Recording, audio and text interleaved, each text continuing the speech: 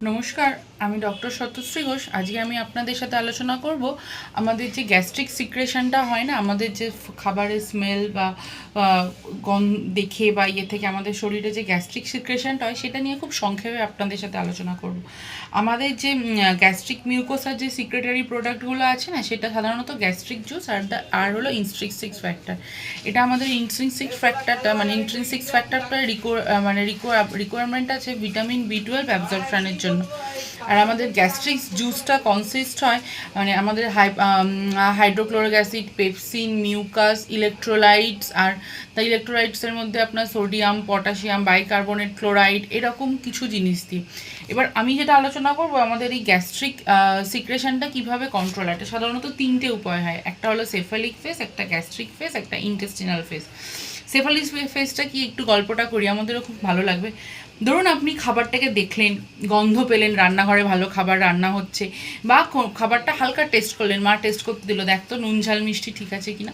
তো সাথে সাথে একটা নিউরাল রিফ্লেক্স যেটা আমাদের ভেগাস নার্ভের ব্রাঞ্চের থ্রু দিয়ে চলে যায়, যেটা আমাদের হাইড্রোক্লোরো অ্যাসিডটাকে, HCl-টাকে সিক্রেশন করে, আর তার সাথে কিছু পেপসিনোজেন আর কিছু মিউকাসকে সিক্রেশন করে। এবার আসলে গ্যাস্ট্রিক ফেস, এটা আবার দু রকম হয়। একটা মেকানিক্যাল স্টিমুলাই হয় আর একটা কেমিক্যাল স্টিমুলাই হয়। মেকানিক্যাল স্টিমুলাইটা কি হয়, এবার আমাদের স্ট্রমাকের ওয়ালগুলো স্ট্রেচিং হয়। কী হয়, স্ট্রেচিং হয় একটা মেসেজ পাঠিয়ে, যেমন আমরা হোয়াটসঅ্যাপে মেসেজ পাঠাই না, ওরকম একটা মেসেজ পাঠিয়ে দেয় মেডুলাকে যে হ্যাঁ তোমাকে আমার ফুডের স্মেল এসছে, তুমি এবার কি করো, তুমি গ্যাস্ট্রিক সিক্রেশনটা করো।